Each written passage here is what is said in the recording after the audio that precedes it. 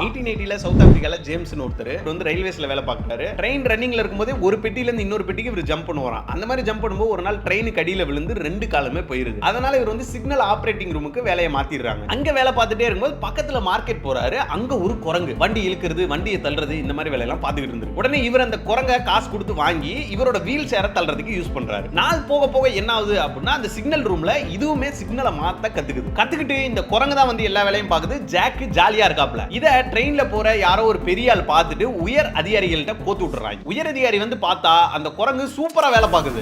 இவ்வளவு சூப்பரா வேலை பார்க்குதேன்னு அந்த உயர் அதிகாரி இம்ப்ரெஸ் ஆயிடுறாரு. இம்ப்ரெஸ் ஆகி அந்த குரங்குக்கு ரயில்வேல வேலை போட்டு கொடுத்துறாரு. அதுக்கப்புறம் அந்த குரங்கு கிட்டத்தட்ட 9 வருஷம் அந்த சிக்னல் ஆபரேட்டிங் வேலையை பார்த்திருக்கு. இதுக்காக அதுக்கு சம்பளம், சாப்பாடு, அரை பாட்டில் பீர் எல்லாமே கொடுத்துருக்காங்க. 9 வருஷம் அது வேலை பார்த்ததுல எந்த தப்புமே பண்ணது கிடையாது. கடைசியா 1890ல டியூபர்குலோசிஸ் வந்து அது இறந்து போச்சு. அது இறந்து போனாலும் அதோட மண்டை ஓட்டை மட்டும் எடுத்து சவுத் ஆப்பிரிக்கன் மியூசியம்ல இன்னைக்கு வரைக்கும் பாதுகாத்து வச்சிருக்காங்க. இந்த கதையை பார்த்துட்டு நானுமே ஒரு குரங்க வாங்கி வீடியோ போட விடலாமான்னு பார்த்தேன். நீயே ஒரு குரங்கு தானடா அப்படின்னு எங்க வீட்டுல சொல்றாங்க. அதனால நானே இந்த மாதிரி வீடியோ போடுறேன். நீங்க அந்த லைக்கை மட்டும் போட்டுருங்க.